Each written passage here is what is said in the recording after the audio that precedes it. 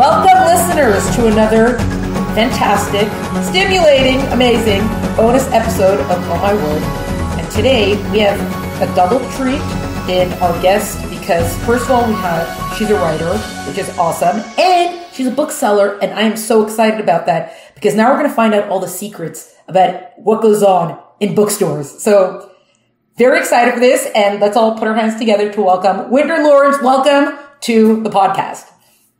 Hi, it's awesome being here. Thanks for having me. So here we go. Let's just dive in. So we'll talk first about like the writing aspect of it, and then we'll get all the secrets of the book selling aspect. So how do we come to the point? Like, how did you become a writer? However detailed you want to go to that answer. That wandering around your life one day and you're like, I'm going to write a book. How do we get there? That's always so funny because I think back on that now. It was probably over 10 years ago at this point where I was like, I think I'm going to write a book. How easy would that be? How wrong? Yeah. Wow. It's been such a journey for me to get where I am right now. And when I started, it was actually kind of just, I had a little bit of spare time on my hands. I was like very fortunate. My husband was in the military, and I stayed at home, and he got deployed one year to go overseas, and my daughter had just started school. So, she was at school during the day. I had some extra time on my hands, and I thought, well, I've always wanted to write a book. I love reading, so let's do it. And Wow. From there, I was like, oh, this is easy. And then I realized, this is not so easy. Yeah, no. So I started going to like writers groups and talking to people and meeting people. And I eventually I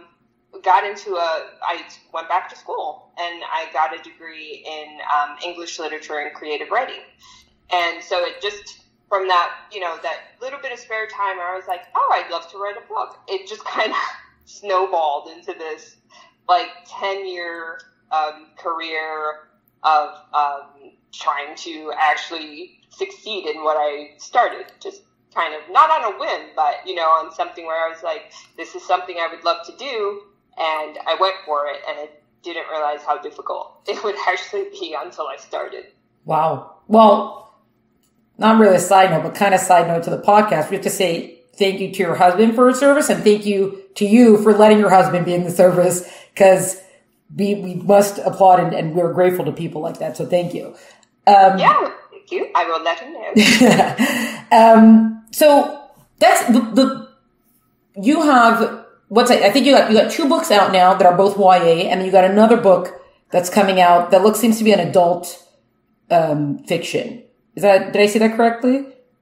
Yeah, so right now I have the Gamer series out, books 1 and 2, and those guys are young adult, and they're, they kind of fall into this weird category called LitRPG, which I didn't even know existed until I got the book published, until Fire and Ice picked me up, and they were like, what genre is this book? And I always said science fiction. Yeah.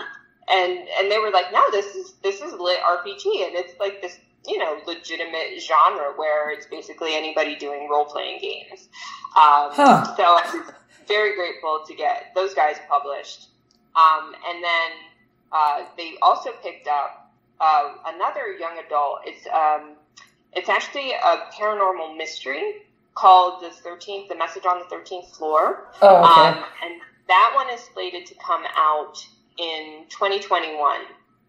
And then I have the adult one that they just picked up, and that's an adult romance. And that one's Nightmarish Dreams. And that one is just kind of fun and campy and silly. It's about a Hollywood superstar, and he has like a stalker, and she's into Satanism, and it's just kind of crazy and campy and like scream queeny, kind of silly. Oh. So one second, go back. What is LitRPG? I also never heard of LitRPG until I saw it on your website. That I was like, what does it stand for? Like, what is that? Yeah, so LitRPG is basically like, it's part of the literature category. Like, it just kind of almost falls into like fiction, which is odd But because it's based on, so it's in reality, but it's following like this role-playing game model where it's like a simulated reality. Right. And so they've created, because the genre has kind of blown up, especially since like Ready Player One. Right. Okay. It's kind of developed its own little like, following of right. having this one little section of books about either role-playing games or based on video games. It has, so it's fun, and it's interesting how it'll fall more in the literature aspect than the science fiction aspect of it. I'm not quite sure how it works, but I still kind of count it as both.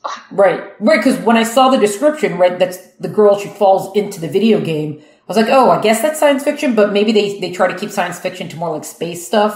So if it's not exactly, even if it's futuristic-y, but I guess not space. Sometimes when they make new categories, I'm like, what? There's another category for us to know. But at the same time, if it's better targeting an audience, I'm like, well, I guess that's a good thing then. Like, yes. Yeah. And that's perfect. I never really thought about it that way, but I think that's a perfect description of it, is that it isn't that like spacey kind of science fiction. Like when you think science fiction, you're thinking like other planets, aliens. So my book definitely has absolutely nothing to do with those things. It's just basically like science and technology, and how the advancing of technology can be a very beautiful thing, but also a very scary kind of thing. Oh, cool. And so it's interesting that you went from this, I guess, this LitRPG, and then you said the other ones, the 13th Floor, you said it's a murder mystery, or what did you say? Sorry. It was... No. So that guy is a paranormal mystery. Right, okay, paranormal mystery, and then you got the adult romance. Like, are you bouncing around...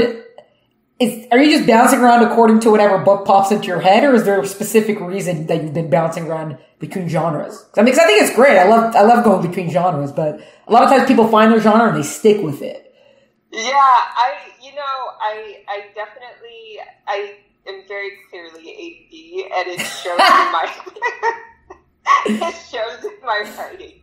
I kind of, and I think most writers, they're inspired by so many different things. I think honestly, as a writer, you're bombarded by stimuli all day long. And you're like, that's a cool idea. That's a cool idea. But I think we all have our comfort zones. Mm-hmm. And so we kind of like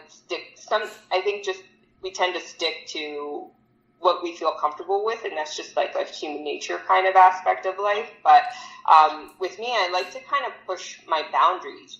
And I'm always trying to accomplish something that I've never done before, and it's just part of my personality. So I'm like, I'll get this idea, or I'll be inspired by something, and I'll think to myself, I want to write about that, and I'll see the project completely through. And so I have a bunch of manuscripts like that, and some of them actually have turned out to be pretty okay, like miraculously. Right. And so the ones that, when I'm finished with it, they come out okay. I send them out I'll query them out, and I've been very fortunate with Fire and Ice. They are just amazing. I love them so much. And so when I pitched the idea of the 13th Floor, that one, it's still young adult. And, it's paranormal, so sci-fi paranormally. And so I was ecstatic when they picked that one up. But that kind of stayed with my genre. And so when I pitched the idea for Nightmarish Dreams, I was actually very, very hesitant to even mention it or send a query about it. So it was like over a series of emails for, I think it was like 2 or 3 months, where I was like, I have this idea. And they were like, yeah. And I was like, well. Yeah. So right. Is that going to be published, though, by the parent company that's going over to Melange to be published? So Nightmarish Dreams is actually going to be one of their, oh, gosh. Or Satin Romance? What's it? Yeah, I think it's their imprint, their Satin Romance. Right. Cool. And so they were actually really, really cool about it. And I was, of course, a little bit embarrassed because I'm used to writing young adult. Yeah. Which is, I try to keep it very, very tame because it's for young adults. So with Nightmarish Dreams, it's a little bit spicier. It's a little caliente. Hey. And they were like, we love it. And I was like, oh. Amazing. Yeah. Yeah. But I should add in the disclaimer also, Fire Nice is also my publisher. So, but we're publishing mates again, but also they are great. They've been so great to work with, and they really, that they gave so many of us a chance. Then, especially when we came back with the second book and they still took us. That's been fantastic. Yeah. Yeah. So, awesome. Right. Love them. Yeah. Yeah. Yay. So when you're reading books that you're picking up to read, either for yourself or I don't know if you do, like, okay, if I'm writing a sci-fi, I got to read a lot of sci-fi. Do you stick within your genre, or do you spread out and branch out, or do you only read according to the genre that you're writing, or how does that work? So my reading style is just as like ADD as my writing style. I'm all over the map all the time, and I've gotten to the point that now that I'm a writer, I have to force myself to actually read other genres that I wouldn't normally read.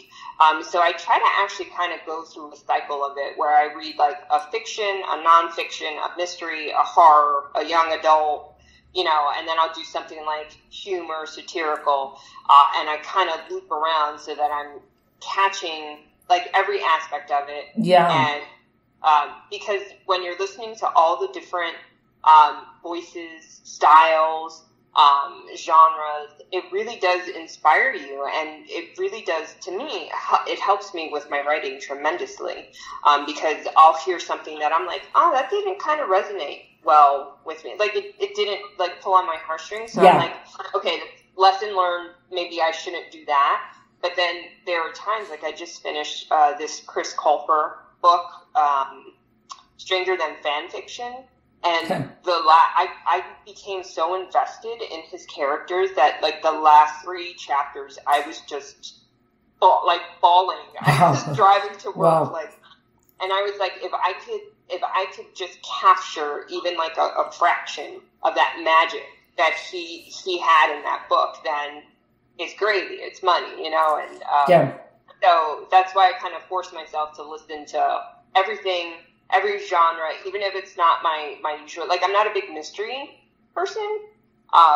So, me writing a paranormal mystery, that it was a challenge for me because I am ADD. So I'm like, I want to know the answer right now. I'm right. like, oh, yeah. She's missing. And on page 2, I want to go, and she was found in So for me to be able to kind of have the patience to get through that entire storyline, it took a lot of me reading mystery. And my favorite, oh goodness, I like Ruth Ware. We just got done for my book club reading the Hannah Swinson Chocolate Chip Cookie Murderers. Okay. So that one was fun. And then Sherry LaPina. Oh my gosh, she's fantastic. Okay. So I delved into that genre with like great passion, and it inspired me to get through the 13th floor. Wow, that's great. I gotta ask though, because you're saying that you're not good with like waiting for murder mysteries. Do you ever flip to the back of the book to find out the answer before you're done reading? Little moment of truth here. Do you ever do that? I do not. Wow. I can't. I just had this conversation with a couple of my girlfriends, and they like love doing that. And one of my favorite movies is When Harry Met Sally. Right. And that's like his whole shtick in the movie. Like he's like, just buy the book and read the end first, just in case you die. You don't know how it ends. But if I do that, then I won't finish the book because if it's like amazing, I'll be like, oh, that's cool. But if it's like, no, that's not what I was expecting at all. yeah, that's a fair point. Yeah. Because also are those, whatever cycle you're going through, those are the books you recommend on your website? Because I saw that you do book recommendations also, or those are independent. Yeah. So I actually, that's one of my favorite questions to ask people when I have a conversation with them. Like, I'll ask you, I'm doing my book recommendations for December. And I love Christmas themed books. So I always ask, like, what's your favorite Christmas themed book, if you have one? Right. No.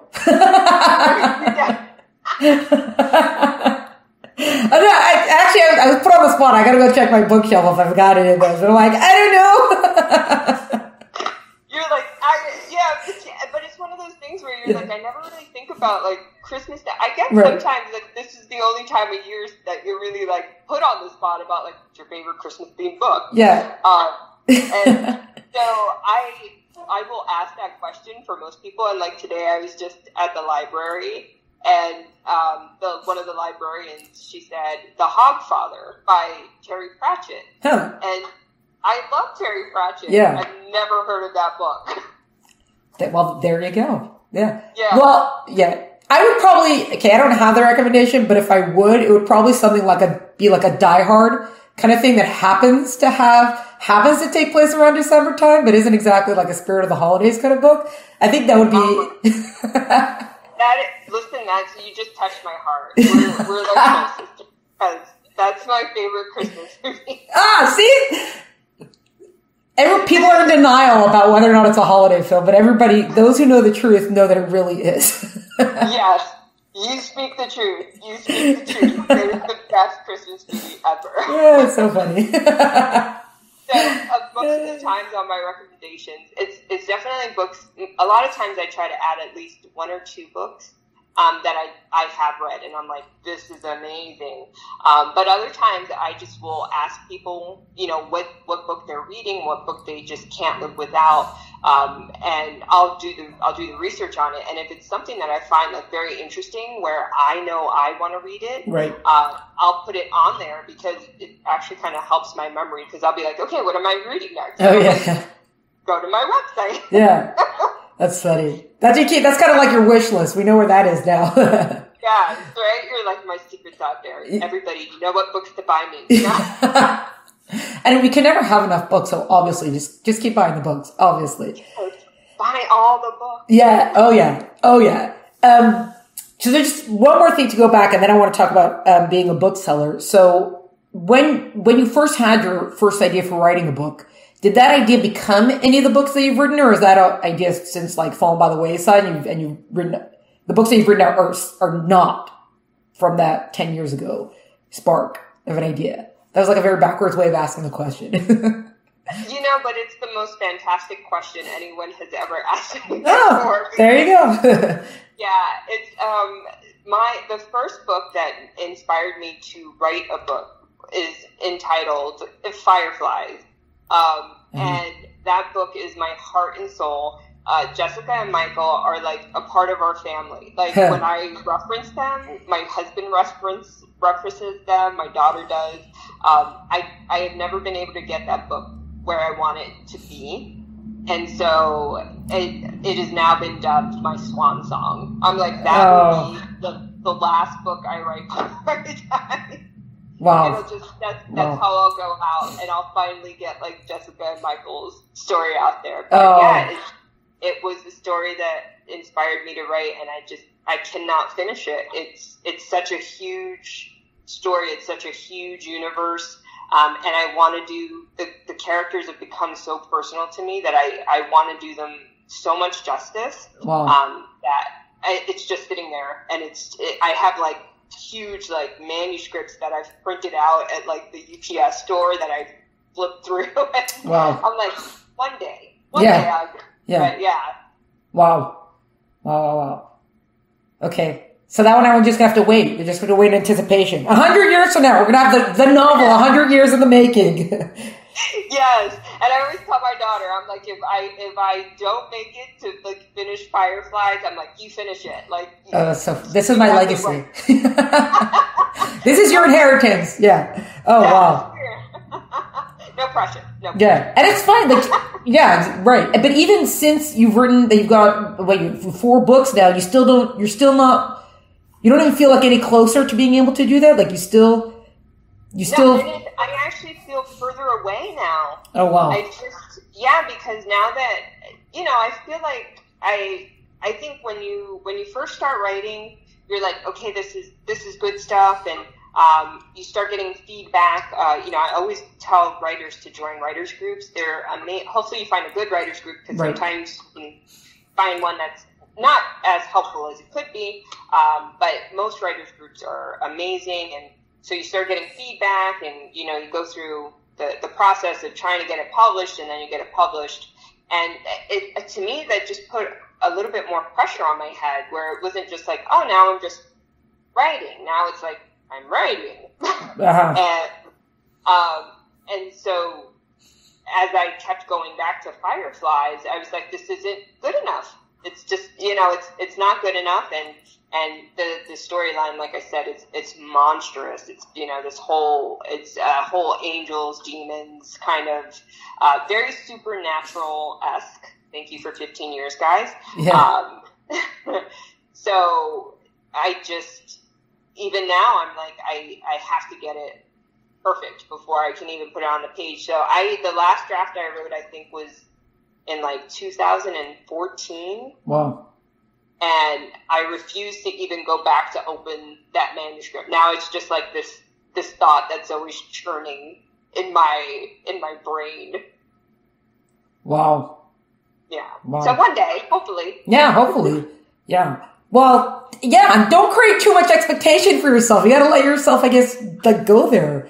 Wow, that's so crazy. Yeah. Wow. Yes. And it's just one of those things where the storyline, I think, is just, it is kind of like unraveled, and I kind of like backed myself into a corner of like book 3, and I was like, okay, I can't. I'll figure it out. And I'm like, I'm being patient. Like, yeah. It'll come to me. One day. Yeah. Eventually it will come. Yeah. Yes. Oh. In the meantime, yeah. I'm really working at, like, the 13th floor came to me. It was actually a conversation that my daughter and one of her really good friends and I, we were just having dinner, and we were talking about urban legends. And they were like, oh, you haven't heard about the elevator game? And, everybody's like, I was like, what is that? And they're like, oh, you have to go to, like, a haunted place, and you go up and down the elevator in a certain order, and it opens up, like, the doorway to hell, or, like, another realm. And that was it. I wrote the 13th floor in about 30 days. Like, wow. Yeah, just from that one conversation. And so, and Nightmarish Dreams, the adult book that they just picked up, that one was actually inspired by the passing of Cory Monteith from Glee, because I loved his character so much, and I loved the show so much, and I just wanted him to have a happy ending, kind of one of those bizarre, like, stalker tribute-y kind of things, where I was like, I'm so sad you're gone. Yeah. And I wish in an alternate reality, I know you have a happy ending. And so that's where Nightmarish Dreams was born from. And it was just like a fun, I made it a fun kind of, like, this is so, like, soap opera-y. Like, right, okay, yeah. And, because I didn't want it to get so deep where it's dedicated to, like, Corey's honor, where he has a happy ending. But I didn't want it to be like, wow, Sandra or Winter is really, like, fanatical, crazy, like, so. Yeah. So that one came to me, and I wrote that one really easily. But it sat for a couple of years. And so now that they've picked it up, I'm definitely going through some major revisions for it. Oh, yeah, that's always a fun part of the process.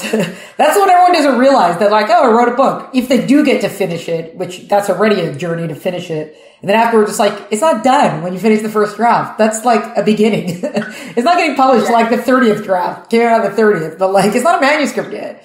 Man, that's, wow. Okay, but that's good though. Revisions are, well, I kind of like, I'm not as adverse to the revision stage as I think a lot of authors are. I'm like, yay, we get to fix it now. I love fixing it. Yeah. And like, also you got to have a good editor, but especially if it's a good editor, it's like great for that stage. Okay, so let's flip over to being a bookseller, which is like, why did you become a bookseller? Well, I love books. Right. I love all things books. Yeah. And I grew up in the library, which is basically kind of, where my passion for books started. We grew up with a very, very poor family. And so, of course, what you have to do is you can go to the library and this whole, the universe is open to you, basically. So I've always grown up with this passion for books and being around books. And I love trying to connect people with a right book. And it's just one of those things where I'm like, here, let me let you know what I have found amazing, or you let me know, and we'll try to make the perfect pairing. Wow. And so one day it was just all serendipity. I was at the bookstore shopping, and I realized that they were looking for seasonal workers, and I just, I asked about it, I inquired about it, and I chatted with, I went home and I applied for the job, and I was like, oh, it's just seasonal, it's just a couple of weeks. Right. And I went back a couple weeks later, I think, or a couple days later, and I chatted with the manager, and she called me right back, and she's like, you applied for the seasonal job, but, you want to work full time. And I was wow. Of course. Yeah. And so it's just kind of been like this whole, it's like wonderful experience where it's not something I ever planned on doing, but life just kind of took me in that direction, and the doors opened to this wonderful opportunity. And now I'm just trying to learn everything I can, because it's amazing what goes into getting books into a bookshop and selling books and, distributing them and returning them. And just, it's fascinating. So it seems like there's no part of it that's become like, oh man, I made this too much of a business. Now I can't enjoy books as much. It seems like you're not there. You're in a different, you're like, yay, more information about books, everything books. Yes. And it's quite actually unfortunate. And regarding my pocketbook, because I got to tell you that I probably give them back. I probably give them back everything that they give me. They treat everybody very well, but when you work there, it's like constant exposure to books, and everybody you work with. There are some industries where people are like, oh, I needed a job, right? And it's in the bookseller world. The people who apply for jobs at a bookstore, they are passionate bibliophiles. They are die-hard, just in love with everything about books. And so everybody there loves books, reads books, shares books. Wow. we eat, breathe, live books. And so when you're around them, and of course they give you a fantastic discount, you're like, yeah. oh, of course I have to buy this 18 books that just came across the counter. Right. Wow. Yeah. So, I always, my to-read pile, my wish list has gone from pretty modest before I worked there to astronomical. Do you still have room in your house, or you didn't have to buy the bigger house yet, just for your books yet? Did you get there yet? I feel like I do know that I'm at the place where my husband, I feel like I sometimes have to sneak books in because my husband gives me the, he gives me this look, buy more books. Yes, no. I bought one for you. Yeah. And if you're not reading it now, I'll just take a look at it until, you're ready for it. I'll just flip through. I'll give it back. I promise. Oh man, that's great. Get a job at a bookstore. Get a job. It's fantastic. I love it. Wow. Well, so how does that work if someone comes in? Well, okay, so I know this is going to be specific to the bookstore that you're working in, but the people who are coming in, are they coming in to browse and to look, or a lot of them are coming in, do you have X, and they're just coming in to find X? Maybe they'll pick up something else, or what are the customers that you're seeing? What's their general... Right. So generally, you have your fellow bibliophiles. You have your regular customers who they know the store better than you do. Yeah. Wow. Yeah. they've been coming for years. Everybody knows them by their names. They are dedicated to their genres. And so they're coming in, and sometimes they'll want recommendations, but typically the majority of people who come in, they are book readers. They're coming in to get their like monthly or quarterly quota of, 15 Nora Roberts or, like all of Sue Griffin's, like the A through Z or Y, right? Because she didn't finish that. Yeah. And, they're like hardcore bibliophiles, and we love them because they come in and it's a great time. But we especially love the browsers who come in. So the people who, they're in the vicinity, they're in the shopping center, and they're like, what is this? Because we're a used bookstore. And so a lot of people don't quite understand how our bookstore works. They're just, they walk in and it's like a wonder, it's it's a huge store. It's like 9,000 square feet of just books upon books upon books. Wow. And so many people are surprised that we have brand new books, because they think, oh, you're a used bookstore. But we also have a section for brand new current publications and stuff like that. And then of course we have very cool distro items and LPs and movies and stuff. And those are the people who are really fun to, have an encounter with, because it's kind of like a kid in a candy store. Yeah. Oh yeah. They come in and they're kind of overwhelmed, but they're like, this is awesome. And, we're always like, it is, right? Yeah.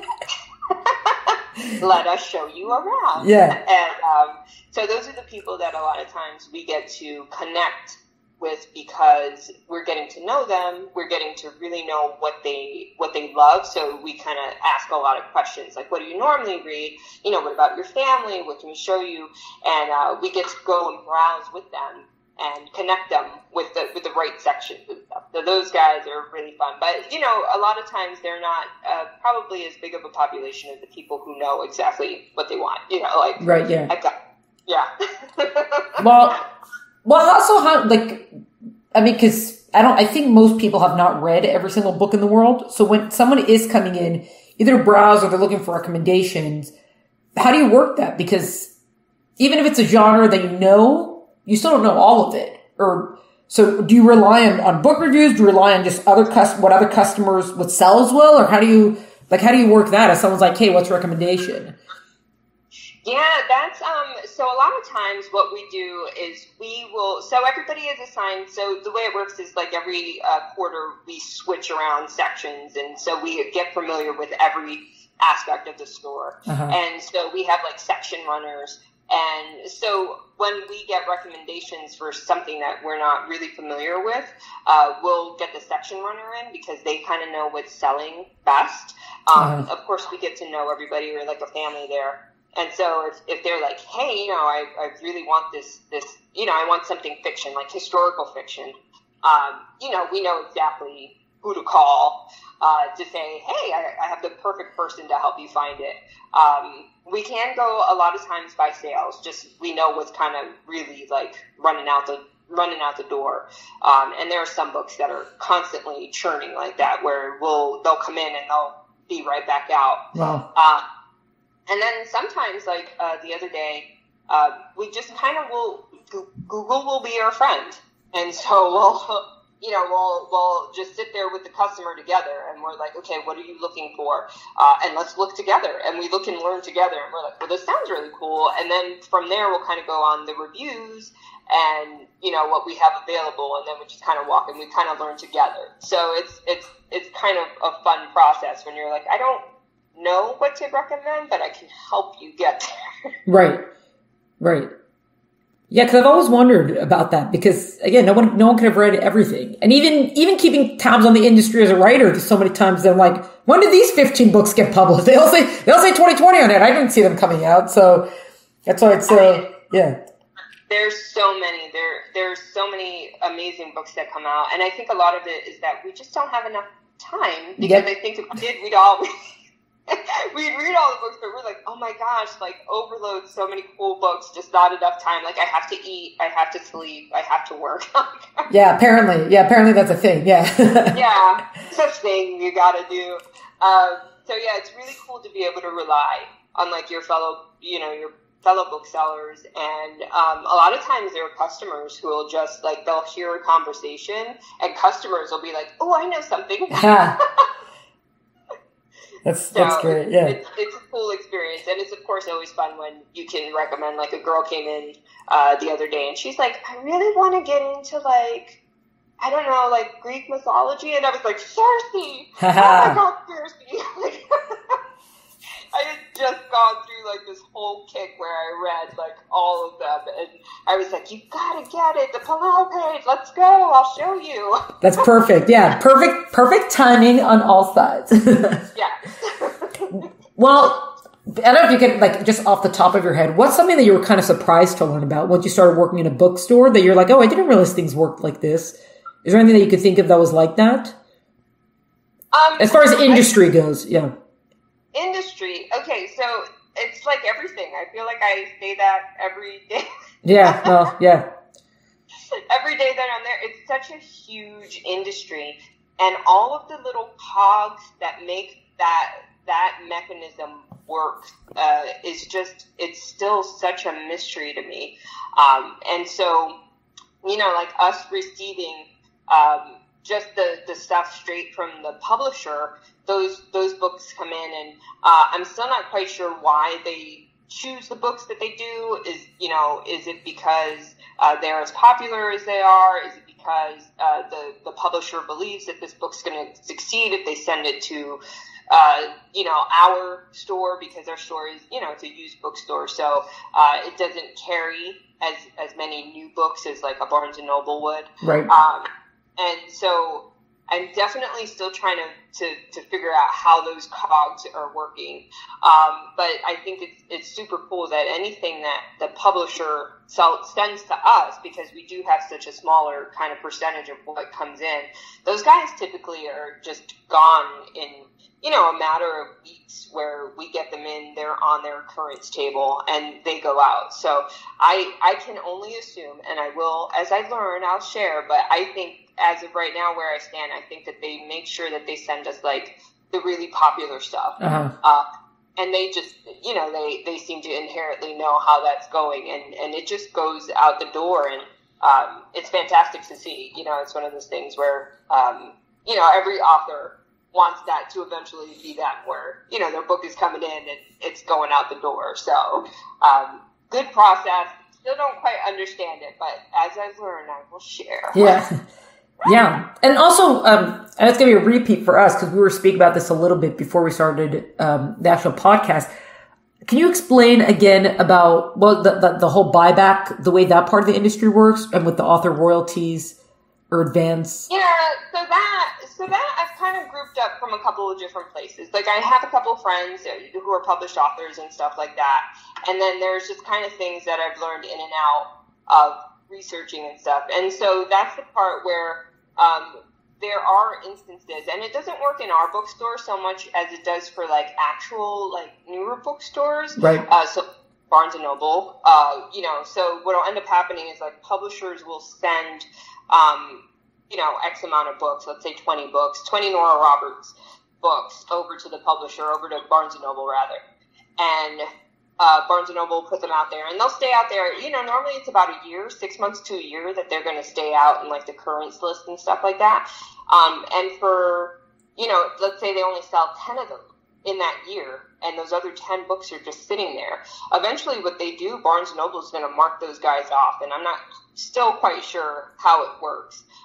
But they have to send those, they send those out of Barnes & Noble, and some of those will end up getting distributed to other bookstores. Right. And then some of those will end up going back for other options to try to sell them. And so it's a question of, your royalties are going to be dependent upon your sales.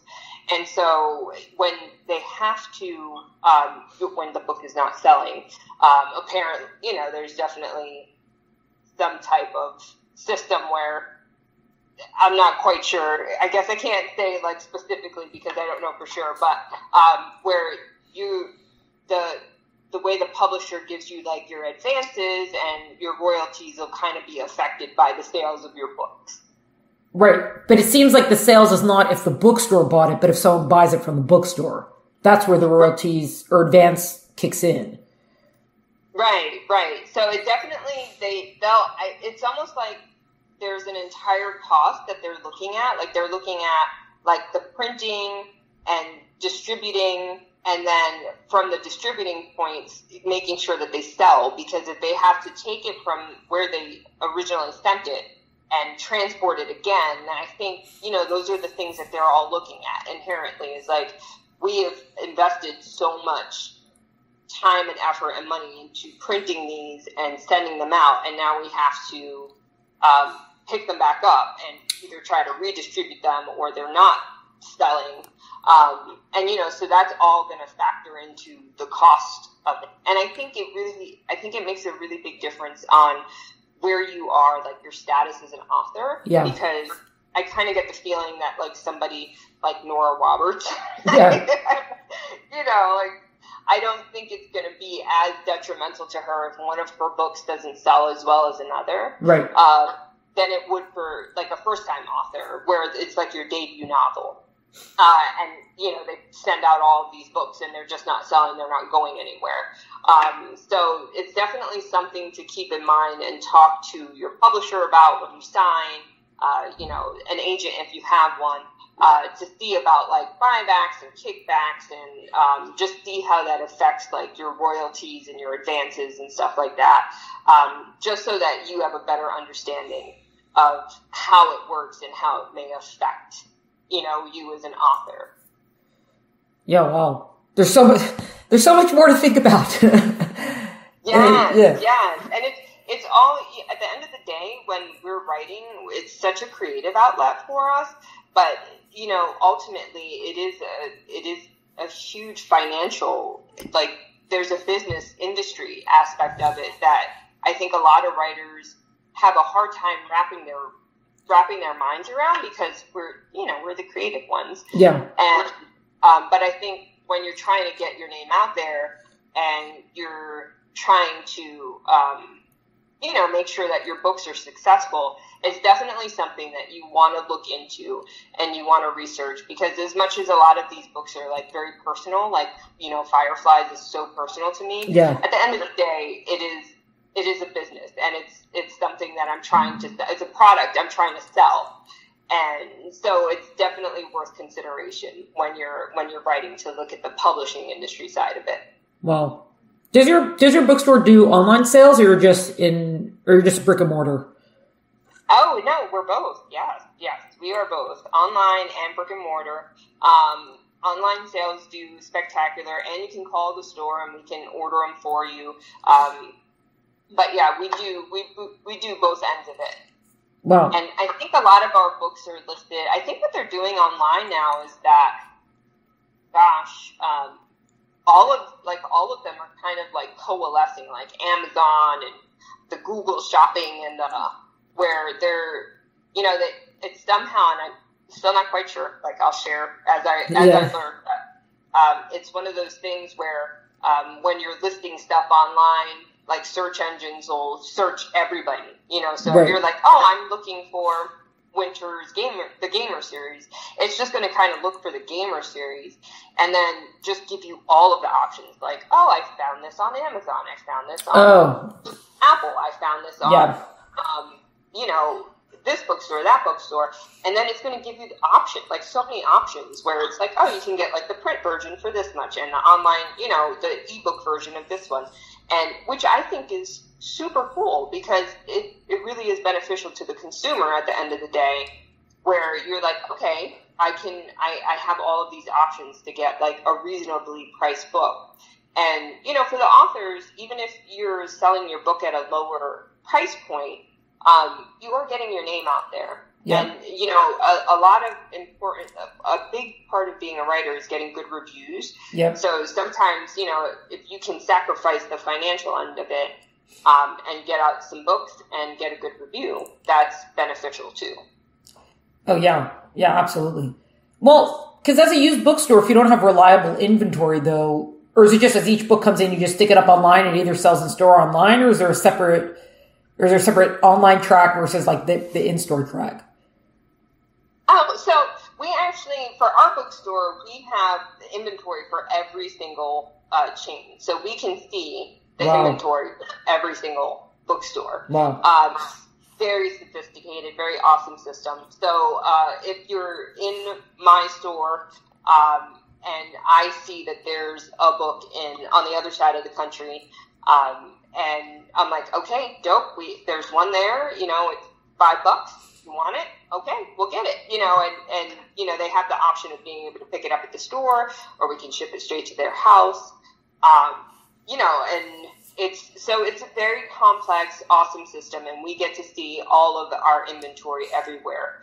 And it's an international company, so we don't get to see anything that's happening overseas, but we do get to see everything in the U.S. And, you know, all of those things are open to the customers. Well, one more question on this, and then we'll wrap up. Not because I want to, but because time is ticking. Do you find that the people who are buying the used books, do you see them gravitating? Well, okay, I guess maybe this is also not an absolute answer, but do you see some of them are sometimes willing to explore other authors, or a lot of them are still coming in to buy the big names just as a used book, either because, you know, it's not new anymore, so, or that's just their store, or do you see people like, oh, because I'm looking at the used books, I'm going to try random stuff that I wouldn't have necessarily, you know, that aren't necessarily the big names. Does that make sense? Yeah. You know, the great thing about our store is that the prices are just, they're still phenomenal. You know, you really can't, even like the new books that we get in from the publisher, those guys are discounted at 20%. So, and we're literally right across the street from a Barnes and Noble. So it's just a question of, it's a new book, it's brand new. You want to come get the one that's 20% off versus the one that's full price, you know, so the monetary convenience of it is that a lot of our customers are definitely willing to take a chance on a new author, you know, especially if it's something that one of the booksellers recommends. So we have so many people who come into our store who want Stephen King.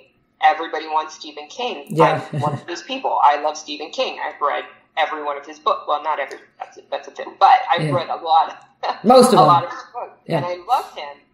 But most of the time he is sold out. We cannot keep his books on the, And so, I discovered this author, Bentley Little, and he's spectacular. Like, his books are like, they're not necessarily gory, but they're just psychologically like thrilling and amazing and you know, heart palpitations and just creeps.